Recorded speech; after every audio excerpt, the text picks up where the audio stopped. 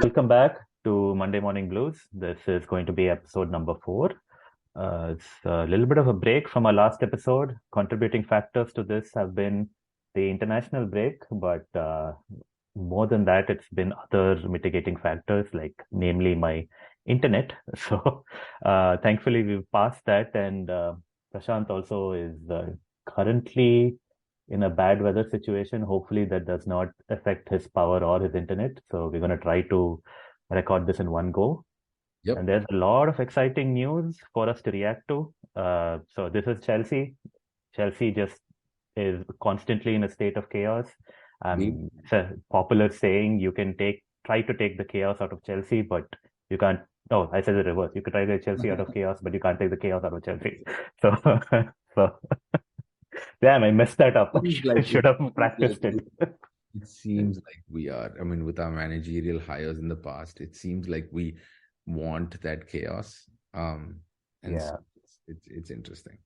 Yeah, and there are some things that are unique to Chelsea, and sometimes I'm very proud of the qualities of Chelsea as a club.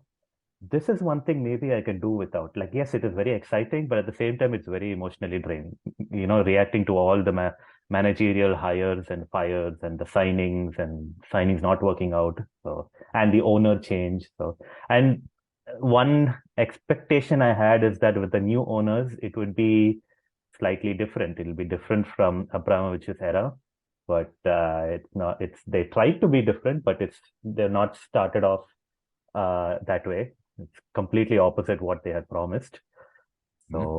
So, Prashant, you had thoughts. Let's start. What do you think about Potter's firing? Is it the right thing to do? What are your thoughts? I mean, um, you brought up something that made me think about the change in ownership or change in guard. Mm, People often say, "Oh, if Abramovich was there, Potter would have been fired earlier." I kind of feel like if Marina Granovskaya and Pericek and the others were there, I mhm, don't think they would have fired Potter, to be honest, if they kept him that long. So either they would have realized very early on and mhm. said, not working out. But if they've kept him this long, I don't think that this would have been like an uh, Gus Hiddink type situation because they would have seen, and especially with Peter Crouch there, they would have seen. You mean Peter Check? Sorry, did I say Peter Crouch? Yeah, Clearly, definitely not Crouch. Okay. Peter Check there. There's Yeah. there's this. He would have said, "Look at the fact that our expected goals is really high. Look at the fact the way we're playing. Our defense has some issues, but we have a big squad. The squad size, I cannot. There are so many mitigating factors. I am really disappointed with Potter getting fired because I feel like Chelsea have gained a reputation of ruining players' careers. It saddens me to think that we are responsible for putting a black mark on Potter. Um, Right. Fans and other people saying the job was too big for him. He wasn't a big club manager. And it just blows me away when people talk like that, the disrespect that they show. Still now people have not been the only part of big club managers that I think if my understanding is that you have the command and respect of the biggest egos in the dressing room. That's Right. what they mean by big club manager. But Hmm. you know what? My history is very short. I am tired of being the ones who buy success. I grew up in Dubai. Right. Funny thing in Dubai was if we wanted anything, we'd hire Europeans. We'll pay more money than required, and we'll borrow designs just so that we can get it back into Dubai. We never created it. Right. Oasis was never created there. The Oasis was built. So when you talk about Pep Guardiola and his first time when he coached, granted he had Messi, right? Right. That time, I don't know what big club management he had done. Hmm. I don't know what coaching pedigree that you're talking about. What are you talking about? Like, why should we always be the ones who have to pay over the top dollar for a manager who's amazing? Why couldn't Potter have been the person who built his career here and other people want to poach him away from us? Like, why is it that we are always, it saddens me. And it saddens me that people question his, especially now, everybody should be given their flowers. So the person Desarby, did I get that correctly? Doing well at Brighton right now. Yep. Yeah. That is being compared to, well, clearly Potter wasn't that special. Brighton's special, and the things around the setup is special. So anyway, and especially you know how everybody reacted to, if you're going to fire Tuchel, you don't get in a Potter. So if you're going to react like that, like I think Jamie Carragher said that on Sky, if you're going to fire, don't bring in Potter. Well, my response is, if you're going to fire Potter, you don't bring in a Lampard. Right. And I love Frank Lampard, but I'm sorry. This is still no player. If, as Sir Alex Ferguson said, no player is bigger than the club. Right. So I don't care how much I love Frank Lampard. He's not bigger than my club. And what do you think? Okay, so before we get into the discussion of the interim, so I had a couple of things to say about Potter. So you had brought up an interesting point, which was if Marina and Peter Cech was still at the club and Abramovich was still the owner, would they have actually fired Potter? So there are 2 points here, which one in support of your argument and one that is against your argument. Number one is that I don't think in Abramovich's time, I can't remember, but I really don't think he has fired 2 managers in a year. So even if the second manager was not having a good time of it, I don't believe he was fired immediately. At least they waited till the summer to make a change, is what my memory is telling me. I could be wrong. Right. So definitely this move of firing 2 managers in 1 year is something new. So that is in favor of what you were arguing for. The other thing I think that goes against your argument is that, yes, Peter Cech could make an argument to Abramovich saying that we might be playing some good football and expected goals are quite good and the finishing has been horrible. But at the end of the day, I don't think Abramovich cared about anything else apart from results. And I am totally convinced that the decision to fire swiftly and immediately came right from the top. It was all Abramovich. Like we've had former players and managers speaking about this openly, where they tell us that when the decision has been made, a helicopter flies in and Abramovich just gets off the copter and just fires the manager. That's what happens. So I think in this year, I tend to think that Abramovich probably would have fired Potter earlier, not now in April, maybe something like January end or February, somewhere around the time frame where Lampard was fired, which I believe happened February end or March beginning, around this time frame.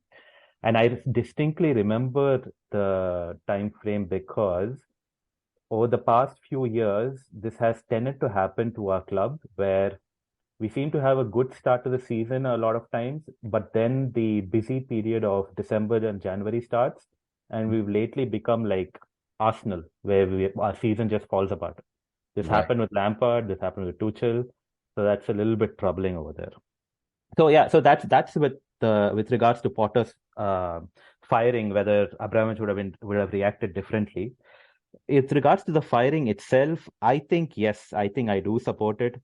I have tried to look at the positives of having a long-term manager. I have tried to trust the process and to be patient to see if there is progression that is happening. But there are some things that frustrated me a lot. Number one was obviously tactics. There were a lot of things that I disagreed with.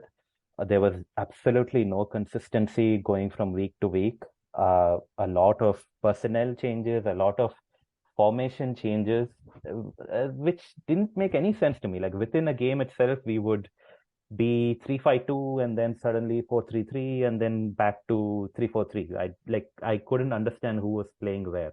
Right. And as a football fan who has followed football in general and Chelsea specifically for so many years, I back myself to have some tactical understanding of the game. And when I don't see that reflected in our play, and even like other pundits, commentators, other fans, when they are also befuddled, like either you're Pep and you know what you're doing, and you don't have to listen to anybody out there because you are the pioneer, you're like the On it, foremost yeah. tactical thinker, and you've proven that, Right. or you're just trying things and seeing what works. So I tend to think it's the latter.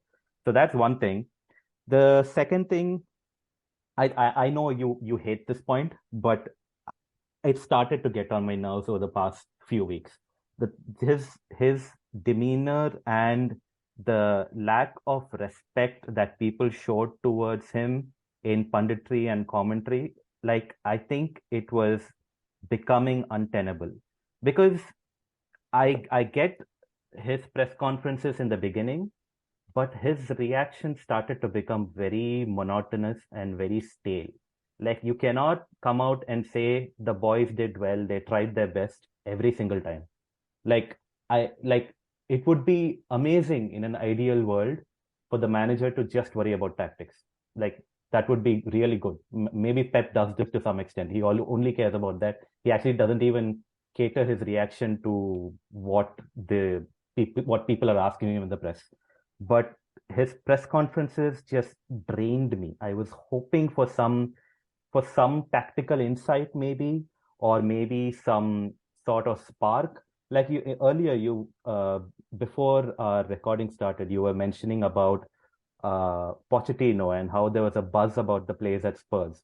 Right. I tend to think, was there a buzz around the place? Were people excited to come into training, and were not just the players, was the staff excited to come into play? Maybe this is a point which I have no right to talk about. Maybe he did have that, but it just from the outside it felt it wasn't there. Mm. A couple of more points, just quickly. I just wanted to mention. I think for I consider myself to be a diehard Chelsea fan, and I would consider myself uh, equal to any stadium going fan. But the reality of the situation is, stadium going fans are more important. Like they dictate the atmosphere of our home crowd, and especially in home games.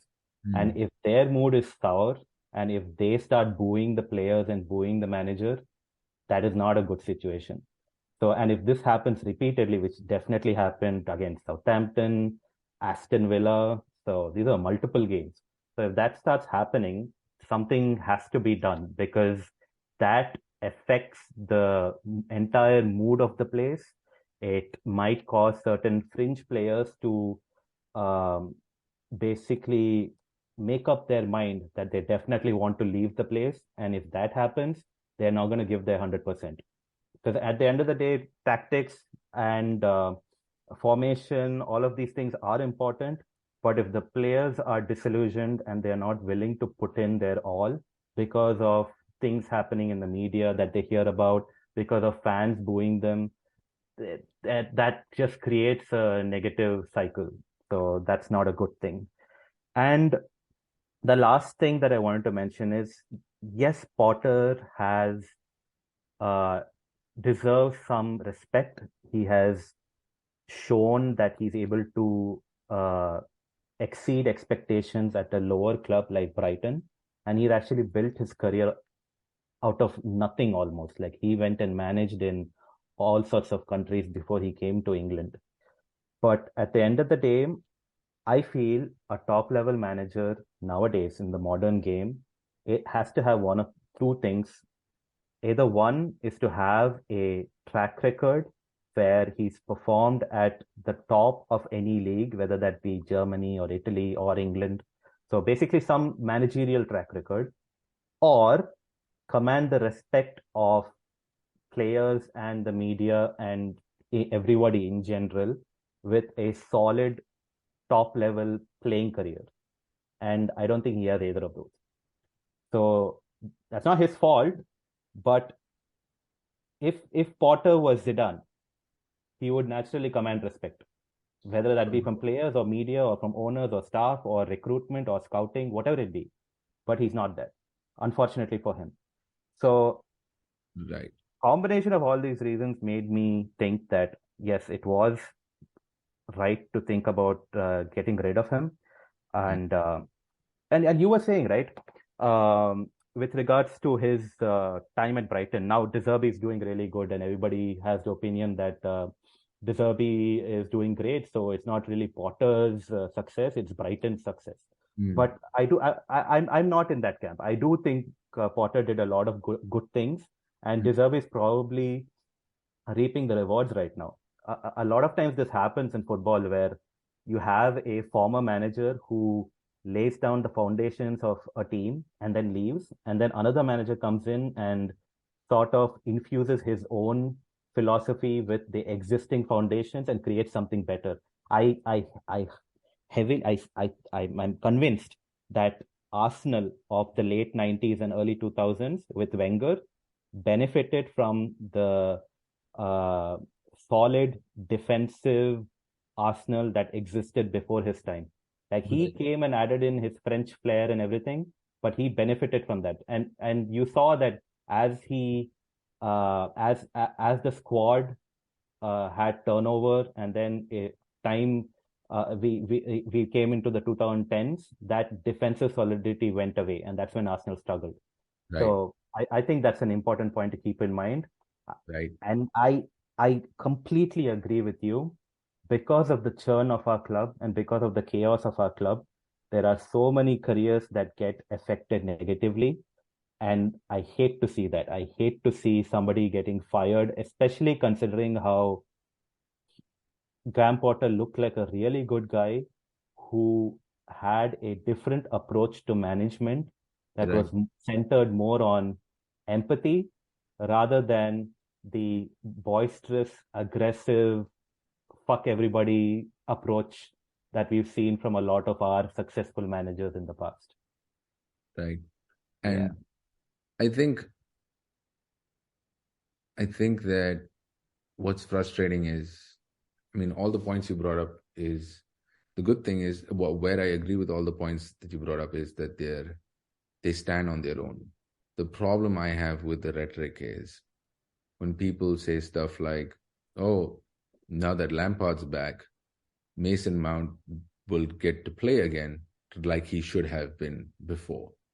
I mean, you're talking about two different things. I don't know why you won't give Potter credit for thinking that in this inflated squad, in his ideas, Mount doesn't fit. It's as simple as that. Because it wasn't about creating chances, it was about finishing. And so he felt that Mount wouldn't add value to that. And he made a call and he will die by that. He died by that call, okay, right or wrong. But nobody should be.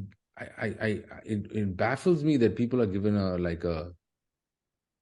oh, he's untouchable. He cannot be dropped, or he cannot have to, everybody can be dropped. Everybody has to prove themselves. So it's just the rhetoric's also a little interesting, because the point that I agree with, and this is why I think it sadly shouldn't be a factor, but it is. Why is it that the commentators are biased towards Lampard rather than Potter? For example, this is just an example. Again, it might seem like I'm anti-Lampard, but the point is, your point about the tone of the commentators. Now, granted, the people in the pitch, they are, as you say, they're feeling the game as the players are. They're feeling the energy, they're sharing the energy, they're contributing to the energy. So, fair play. But commentators, when they take sides like this, especially because commentators are ex-players, Right. I think that's a little messed up because it shouldn't contribute because it's now cyclic, right? You don't Right. give the guy a chance. You say, well, he doesn't have pedigree. You keep putting him down, and for every bad result, you keep putting him down. And then you say, well, look at the temperature. This one at the club. Everybody's so down and about. Well, you brought it down. You contributed to that. Because Yes. when Liverpool's doing bad, or when your former club's doing okay, you're saying, well, they're figuring it out. But I can see some promising signs. Like, come on, like we can spin this. I mean, we can have a whole different conversation about that.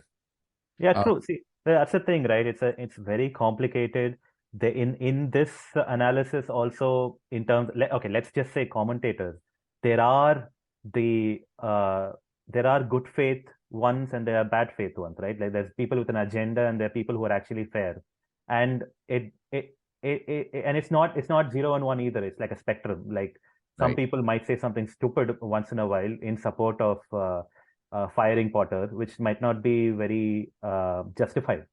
It might just be out of their own preconceived biases, and they just say that. So it becomes very hard to analyze. But as a whole, we can see that when it comes to English football and English media and English punditry, it's like you slap my back, yeah, I slap yours. So it's like very buddy buddy. Like if you're part of the club, then you right, will get a leg up. right, And essentially that's what's happened, right? Like Steven Gerrard and Frank Lampard, they would never have got the jobs with their experience if not for their playing career and their connections and the respect they command. right. So I guess that's the way it is. Right. And I guess our job is to analyze the situation independent of such biases and see if whatever decision the club is making is actually warranted. So Right. okay, so that brings us to a good point to start talking about where we are right now. Mm. So now Lampard's the interim shock appointment. It's in the middle of the day. I suddenly get a notification. I'm like Lampard, and then the funny thing is that I had at least four friends of mine, and two of them don't even follow football. They all of a sudden message me and they're like, Lampard, are you serious? Why are you going back to Lampard? As if I'm a spokesperson for the club. And I'm like, I have no idea, dude. And then I realize it's like an interim appointment. So let's start there. What do you think about this interim appointment? Is it the right way to go? And is Lampard the right person to have as the interim right now? So, I mean, I was thinking about what. So, by the way, I think Marina and the previous board, wouldn't have hired Potter in the first place because they would Right. have learned from Lampard that while we are a club that aspires to, you brought up a point about you care about the results. Right. Chelsea Football Club, as fans, don't care if we park the bus. We're not that much. We will take a 1-0 at City any day. Yeah, that's Chelsea DNA. Yeah, exactly. So, and Yeah. they realized that. They realized that with Lampard that, you know what, it's nice to have a long-term project, but no, we like silver. We like our silverware. We like shiny things. So bring us the shiny things, bring in Tuchel. So I don't think they would have hired Potter for that reason. But so, and I don't know. So as it pertains to caretakers, Hmm. it sounds nice that a caretaker is someone who's as involved in the club as Lampard is, or Right. who really cares about the success. So you really want someone, you want to hand it off to someone who you know is not treating it anything more than just I love this club. I want to help guide it to the next phase. Hmm. Because honestly, I don't think you can justify this is doing anything for Lampard's managerial career. In fact, the banter that we're getting right now is all the fans are hoping that Lampard does a stellar job so that we hire him for a 5-year contract and then Right. Okay. cruise it up next season. Yeah. Um, so I think interim is fine. If you haven't, if you haven't made a decision, if you want more time to decide who it's going to be next, sure, interim is great. And Lampard, sure. I would think generally the way you go with interims is the staff. The staff generally take over. You don't fire the entire, if you have not fired the entire staff because they're on different contracts, they take over the club. And so, which is why I thought if you are even considering Lampard as interim, maybe you should have added him to the staff, or maybe you should have added other people who you thought would be nice interims to the staff, so that you give them some like a run up to it at least. And again, the timing of this is what again perplexed everybody. Like, you had the whole international break.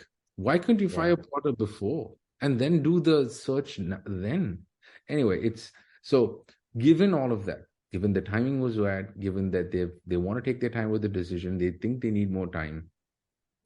Someone who will really come to the job with no strings attached, yes. In that sense, yes. In the sense that he's going to bring us the Champions League because Di Matteo got us the Champions League when he came in as a caretaker. Right. Please. I'm sorry. You can say what you want about Potter. And he himself said he's very naive in Champions League, but his best managerial work has been for Chelsea has been in the Champions League games. The AC Milan games were great. We totally dominated Milan, and I loved watching that. Like, it was great to watch us actually go against a European big and say, we are here. We are not just coping. I think the Dortmund was great. So do I think Lampard can do better? No. Do I think he can do equally good? Sure. But if we get bounced out by Madrid, there's nothing. Like, what is he going to do? Like, what is his job at that point then? For the remainder of the season, what is his job? So clearly, even for him, there is no upside, which is great, which is what you want in a caretaker. Like, I could lose to Ancelotti, and that's fine. And then I have like 10 games maybe that I need to manage. It's not going to help Lampard's career in any way. So it's, in that sense, I feel good. From a tactical sense, no. But if you mean you need the summer to make decisions, sure, why not? What do you think? Okay, so couple of points here. I agree about the timing. It does not make any sense to me. I sort of try to think of it from the owner's perspective, the owner and the co-owners, Todd and Bedard, both of them. So I think they were hoping that Potter has turned it around a bit. He's starting to get a little some results, some wins, some draws. And then after the international break, they were hoping and expecting that that would lead to some form which would propel us into maybe a European place. Not top four, but maybe a European place. But then after the international break, when we had losses, especially the one against Villa, I think then they all of a sudden panicked. They probably had these thoughts marinating in their brain that they should try to get rid of Potter, and they were unsure, and they were trying to stick by the promises they made at the beginning of the year. But then they decided that enough is enough. It's time to get rid of Potter. But I agree. Like, it makes no sense. If you're planning to get rid of him, you should have done it before the international break. So that is point number one. Now, point number two, when it comes to this interim business, it's something that I did not expect. I thought that they would probably give it to Bruno Salter for maybe up till Wolves and maybe try to do Nagelsmann or a Enrique hiring before that. Right. And why I say exclusively Nagelsmann and Enrique is that I've been trying to follow the rumors. And till now, I don't think there have been any strong rumors for Poch or anybody else. I think Mourinho's agent is trying to manufacture some rumors, like planting some stories in the media, but it's not been that strong. What has definitely been reported is Nagelsmann and Enrique. Like, they have talked to the club for sure. So with this interim business, what I feel is that, yeah, so if your philosophy is that you want to make a uh, a well thought out signing after interviewing them and listening to their thoughts about the current squad and the number of young players that we have signed right now and how they will incorporate them into the team and the tactics and formations and how you're going to use them and who's going to be sent out on loan and all of that, then that decision I understand would require some time. Like if it's making a permanent managerial hiring before the Madrid game at this point would be very hasty. I can't imagine that both of them, both the co-owners with their inexperience in football, and add on top of that, they have this huge, bulky managerial structure of the, I don't know, director, technical director, whoever they've hired. Like all of these people to sit down and make a decision together, it'll be probably be very hasty decision before Tuesday. So I understand the reasoning why they decided to have more time to make a decision. And then this gives an advantage in one way. Um, the options that may be available in the summer might be much more than just Nagelsmann and Poch and Enrique. Like you might have Ancelotti out of a job.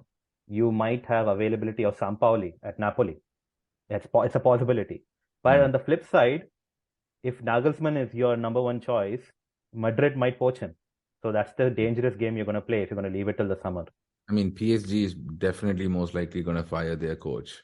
Yeah, And so PSG is going to be destination number two then. Like we'll be at the back of the line, and right, we won't have Champions League football to entice some of the good managers out there either. right. So it's a dangerous game that they're playing. I hope they make a decision soon. Maybe towards the end of the season, if managers have a better idea of whether they're going to stay the next year, they can talk with them and take the call. I'm all for taking your time to make a sound decision. Like you don't want to bring Nagelsmann in, and then Nagelsmann 2 weeks later turns around and says, "I need another 300 million invested in the summer."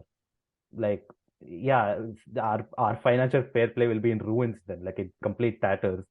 So someone who is like willing to work with what we have, but at the same time has a vision for the club. So and I am struggling to take a call about that. Oh, but let's save that for a little bit later. Let me finish up talking about Lampard. When it comes to Lampard, I I will admit right now, I cannot separate my emotion from my rationality, like my decision making. The minute I heard Lampard, I couldn't help but feel excitement.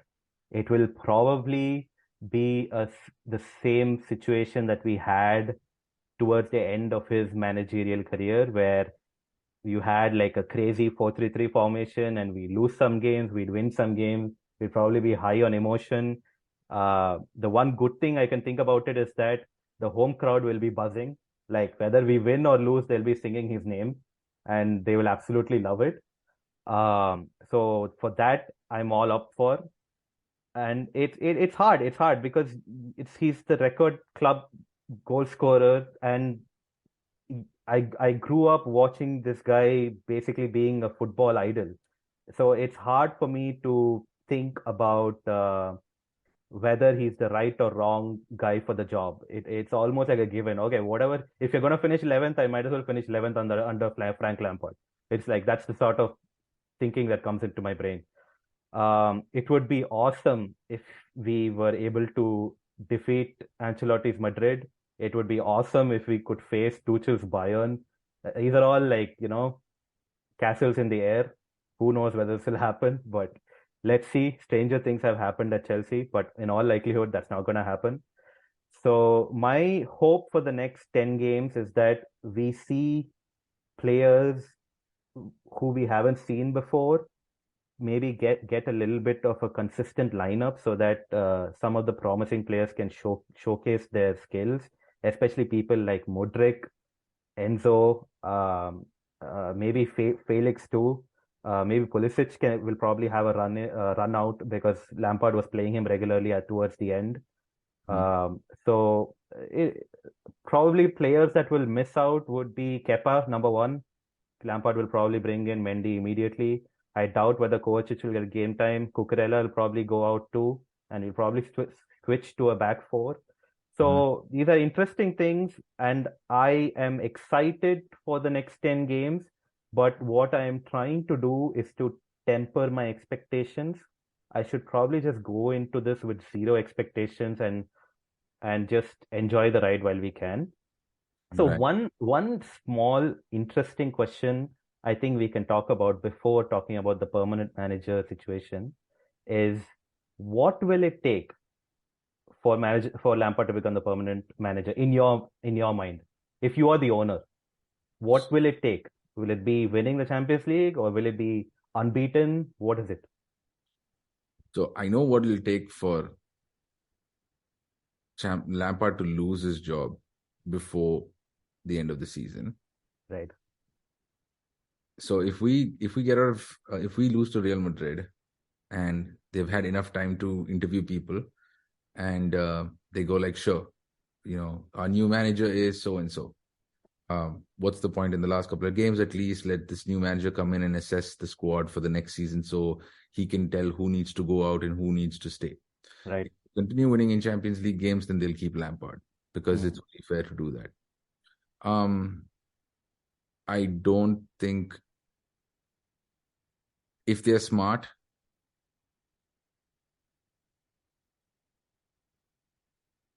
I would not keep Lampard on a permanent basis, regardless of what he achieves. Right. The only reason I would keep Lampard is if Lampard is willing to hire an assistant coach who, like a Steve Holland or Right. like someone. I would have liked to see Holland get the caretaker job, by the way. I would have really Mm. liked. I think his work is underrated. I think Lampard lacks in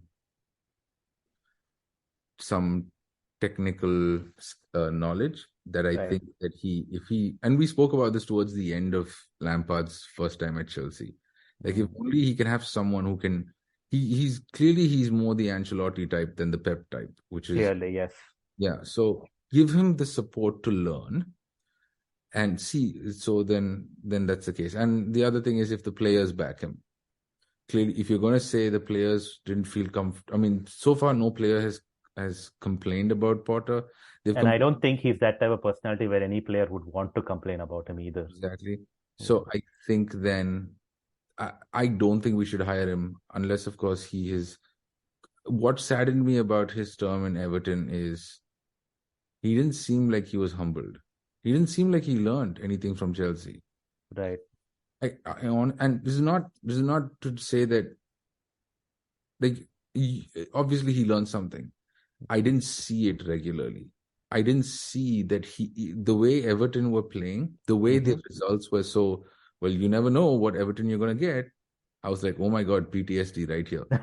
Yeah, yeah.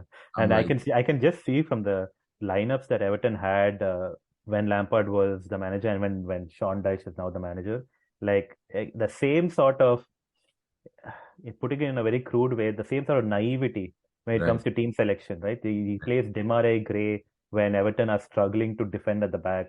So right, it's the yeah, same sort of thinking, yeah. So, right. but you never know. Some players and managers struggle at lower clubs and at lower divisions, and all of a sudden at the top they're really good. But with Lampard, we've seen that towards the end of his managerial career, he did struggle tactically quite a bit. So And I let's and I see. don't and I don't know and I don't know. I don't think he's gained enough, and I don't want. If we're going to be a club that Hmm. cares about silverware, and if we're going to be a club that is not about the long term thing, then don't go for Lampard. If you're going to go for the long term, I'd still say Pochettino is much more qualified as a coach than Lampard is. You Right. may not like him because he landed Spurs. You might not like him because he's not won anything, but you can't deny the fact that he has more technical knowledge than Lampard does. if Right. you're trying to go for long term. If the Yes. goal is long term, then yes, you should. So, what do you think? Would you keep Lampard? Imagine if we go unbeaten until the rest of the season, Mm. would you keep him? So I really like the point you made about having a number two in coaching who has been around the block and actually tactically very sound. Steve Holland is an excellent example, but unfortunately, I don't think we're going to have him right now because I think he's with the England setup right now. Right, Um, it will take some. It will, for me. Okay, let's say I'm the owner. If we make it to the final of the Champions League and we have, what do we have? We have 9 games. So 20, if we have 20 points out of 27, I think that would be a point where they might make it a strong consideration where it would be make him a strong contender to be the permanent manager. So it all depends upon whether he has good rapport with the players and players are actually progressing under him. That is very important. So I don't know. I'm struggling to think what I would do, but I know what the owners would do. If that happens, they're definitely going to hire him as permanent manager. I'm convinced because at that point, the entire English media, punditry, home like fans at Stamford Bridge, all of them will put the pressure on. right. And one thing I've learned about these owners is that they listen to what the fans are saying. So I think For that good or for might good or become a for bad. reality. Yeah. Yeah. Okay, so let's talk about the permanent managers. So this is very interesting. So you really like Poch. Do you want to expand on that? What you talked about earlier? Yeah, I think Poch, as reported by Matt Law and others, brought about a good vibe, um, an energy that was similar to how Mourinho was when he was young. I Right. don't think Poch has. Um, so I think he might be a candidate where he brings the energy without the acidity.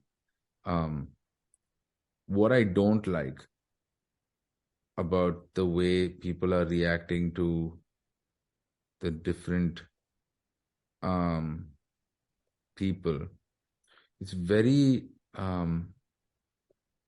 interesting. I don't want my manager to come into the training ground on a skateboard. And I'm like, what is like? Apparently, Bayern officials were really upset when Nagel. Right.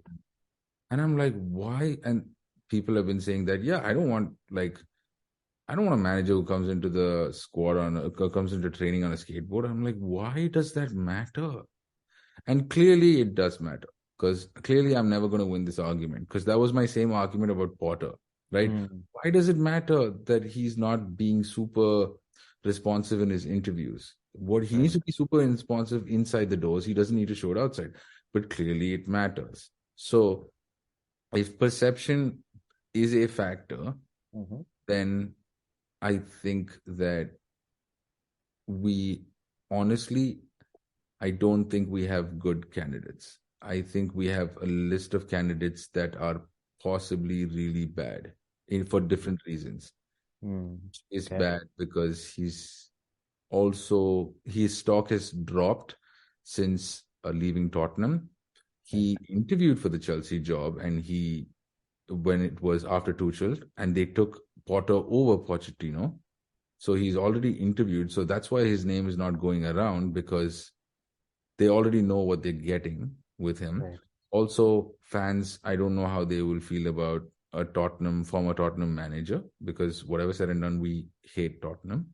Yeah. Um, so Lampard has his technical flaws. I think Luis Enrique is the least of evils. Mm. It's hard to say anything because everybody feels that Messi is a cheat code.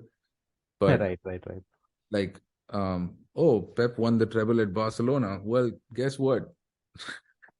Luis Enrique won like 5 trophies in one season, or whatever. So, what are you Mm. gonna say? He's clearly very good. Nagelsmann is great. What I guess my question would have been: would you have hired Nagelsmann if he was the Nagelsmann from Leipzig? Because that's the question you have to ask, not because he's coming from Bayern, Right. because he's coming from there. I don't think they're the managers we want. I think you and I have had lots of discussions on our admiration towards Klopp. Right. And you can see, right, there's levels to this. None of these managers come close to Klopp in terms of just that personality, just that execution, the consistency, all of that. And so I feel like if I know for a long time there's been rumors that Ancelotti is going to go to Brazil. I feel like if these owners want to learn the ropes with someone who's been around the block a bit. So Yeah. Ancelotti would be my preferred hire, except he won't be hired. But I would pay a lot of money to, if Ancelotti is going to move and say, listen, we learn from you while you manage the club for 2 years or whatever, and we'll give you whatever retirement you want and you deserve. Right. I'm surprised he's not on top of the list. But I wouldn't go. I hope the club doesn't go for Nagelsmann because he's the sexy choice. And I mean, Luis Enrique, I respect him a lot because of what his teams were. I saw them play. I really like Luis Enrique a lot. But I think that if you're going with a squad this big, and if you have the players in contracts like this, you need someone like Ancelotti or Pochettino, Pochettino has a record of working with young talent. Say what you want, but he did. Kane was young. Kane was from nowhere, and so Pochettino found him. Dele Alli for that one season, sure. Son, sure. I mean, Modric can be, if Modric reaches Son's level, I'd be happy, to be honest. If he's able to reach Son's level, I'd be really happy. So yeah, that's why I think either Poch or Ancelotti. What do you think? So this is still very early, and I think we will wind up having a lot of discussion regarding this topic. It's very confusing to me right now. Poch is somebody I actually didn't even think about coming into this podcast. And now that you've talked about him, I sort of see the argument for Poch, considering that we have a lot of young players, a lot of impressionable players that Poch will probably have a very positive effect on. The one thing I worry about Poch is that and people say this a lot of times about managers, but I do think it's important that sort of edge when it comes to winning tournaments, winning finals. I think Brendan Rodgers suffers from the same thing, the sort of tripping just before the finish line, like how Brendan Rodgers did with Leicester, unable to finish top four. Granted, he did with the FA Cup, so that's a good thing for him. I worry if Poch is of a similar ilk, where he's really good. He's like really good tactically. He's really good at working with the young players, developing them, taking the club to a next level where they can challenge higher up the table. So he might be really good at that, but it takes a certain ruthless side to you to finish the job off, like that willingness to do anything, the willingness to even change your own philosophy in order to beat the opponent. And yeah, me talking this right now might be very uh, stupid, and might not have the entire context of his situation, of Poch's situation. But I worry about that. But I really like the arguments you made for Poch. I have seen rumors out there where the owners have reached out even to Conte and Mourinho, which if they're doing that, then the search is truly exhaustive. I genuinely hope they don't bring in, definitely not Conte, because I think he will wreck the squad, especially considering they're filled with young players. He doesn't have any experience to lean on. Mourinho probably will, have a good time and, have a bright start and probably have some success, but Mourinho has one trick in the book. It's basically siege mentality, siege mentality, siege mentality. The world is against you, and that only lasts till a certain extent, right? Yeah, So, which gets it gets tired really soon. Like our seasons, like there's August, September, October, November will be great, but then after that we'll be like, we're already exhausted with this fighting against the press. Can you just I mean, I wouldn't just say that. I'd probably say he'll probably have success of definitely top three and maybe even push for the title. But then everything's going to go downhill after that because, and this is not one data point. This is multiple data points. We've right, seen it all the time. And it's for the same reason I do not want to entertain any talk about Simeone either. Like his football is dreadful. right, Like I would, and I get your point. Like Chelsea doesn't care about that. The fans just want the team to win. But at the same time, Simeone has not always been on top of Barcelona and Real Madrid either. Like they have a philosophy, but it's not guaranteeing that they're going to win either. So I do not want Simeone for sure. Nagelsmann is interesting. I don't know much about him, and the point you made is actually quite important. Like, would you even consider him if he's not an ex-Bayern coach? If he was just a Leipzig coach who had success at his former club, would you hire him? And I think in many ways it's a very similar situation to that of Potter. I'm not, I mean, I'm not saying Leipzig and Brighton are comparable. They're different leagues, and Leipzig is probably a top four club. But it's a similar sort of situation where it's a more of an inexperienced manager. They tactically try to do new things. They're very flexible in their approach. So, and I have a feeling that these owners are probably a little bit put off by that approach. Maybe now they'll try to go after a little bit of experience, someone like an Ancelotti maybe, it's and so that's yeah, why I think Enrique has a really good chance. Enrique, the thing I worry about is the what you said about Messi. Like apart from Barcelona, I don't think he's really had that good of a coaching career in terms of Spain or even the clubs he's managed. right, So could be interesting. I would absolutely love Ancelotti. Interesting thing about Ancelotti is I like at Chelsea, at Madrid, he already had a core setup. Like he just right. shows up and let people be who they are. Like I don't know if how he works with young players. So that's an important thing to consider. Even with Zidane, I think it's something Yeah, similar, I right? was With just going to Madrid. bring him up. I was just going to say the one person who's not spoken about is Zidane. Zidane, yeah. I And have and reservations about Zidane because I have not seen enough of him. So for me, yeah. Zidane would be like, you couldn't. What has he ever done the double? I'm not sure, but like the point I was trying to make about Zidane is that yeah, he's shown it, but he's shown it for one club, and he's shown it for the one club that has established winners with a lot of experience. So has he ever worked with youth? I don't think so. Well, he was part of the Real Madrid youth setup, but that's a completely different ball game. Like this is at Because Premier they League know elite level. the players know that they're part of the youth team. It's not Yeah, they're not coming with the egos. yeah, Um, that's definitely true. we Yeah. need we need to talk about the Nagelsmann thing. I need to figure out if I can find a way to um scientifically um find the signal in all this noise. So weird. Potter and Nagelsmann both got fired in recently, Yeah. but Potter will never be recruited by another club of Chelsea's stature. Yes. Nagelsmann, on the other hand, does that. Now, I'm not. There's always the English bias working against you. Mm-hmm. We like fancy, sexy, European coaches. Yeah. So that's always there. But it's so funny. Like I can't. People who are screaming Nagelsmann, I'd like to ask them whether they hire Nagelsmann out of Leipzig. And if you try to draw parallels between Potter and Nagelsmann, why would you pick one over the other? To our point, maybe this is our theme is perception is everything, man. Right.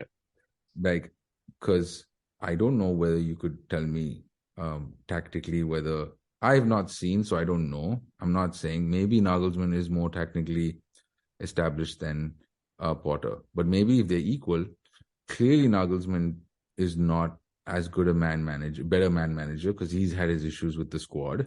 Right. So what are you saying then? Why are you picking Nagelsmann then? And the sad thing is, why is Potter now suddenly damaged goods, but Nagelsmann's not, because he got fired by Bayern. So if I were the owners, I'd call Bayern and say, what's happening? What happened? Like, why did you get let go of him? And if they see that there's certain common things between Potter and Nagelsmann, then they go like, oops, we've seen this before. We don't want to see it again. Right, right. This guy who wants to try these different things. I know they have different personalities. I know Nagelsmann's known to be more stubborn than Potter is. Yeah. But you get my point. It's perception's everything. And so Yeah, I mean, I think we've sort of had a similar discussion. I can't remember the topic exactly, but when it comes to the English sphere, the Premier League, this a lot of times the same level of player or same level of manager, if he's a bit unknown, it's almost a bit of, like they're a bit exotic. Like they must be good. Like you don't know much about him, but if Bayern hired him, then he must be good. So it's like sort of reliant on these reputations of other clubs and leagues rather than actual analysis of their performance. So that's probably what's happening with Nagelsmann right now, and I really hope. And yeah, this is another thing I wanted to talk about. So one small point about relating to Nagelsmann. We've made a lot of hires in our director of football and all this football organization, these Christopher Wevels and Paul Winstanleys. All of these people are from Leipzig. that sort of world, right? That Leipzig hierarchy where they made a lot of recruitment and scouting and all of that. So are they completely unbiased? Like, they're gonna push Nagelsmann because they know him and they like him, right? Right. So if they're gonna make a decision, I think it's gonna lean towards Nagelsmann. I hope there are other voices in the room as well. So I don't know about that.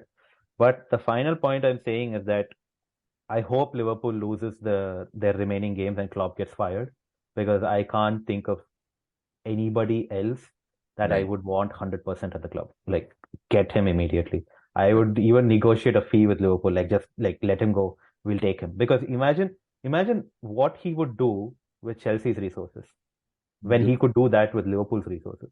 I know, and I mean you want to listen. You want to tire these players out? Don't worry, we've got twice this. Yeah, exactly. We have 40 players, so keep rotating, but tire them out. Let them do the heavy metal pressing all they want, and and maybe in the next episode we can talk more about Potter, and we can do a deep dive on that, or the deep dive on the manager. But this is chaos. That is Chelsea FC. So C in Chelsea FC stands for chaos. Chaos, yeah, and it's just Chelsea DNA. Like we are our club are like the equivalent of divas. Like, we're not in the news, we have to be in the news. So that's just the way we roll. And let's see. Things are exciting, things are scary, but let's see what the future developments are. And you can be sure that we will be covering all things Chelsea in our next episode as well. Yep. And if you have any comments, feedbacks, please let us know. Any things you'd want us to talk about, any particular thing you'd like us to do a deep dive on, please let us know. We're thinking about different ways we can engage with other Chelsea fans. Any suggestions, we are open to it. Thank you. Have a wonderful weekend.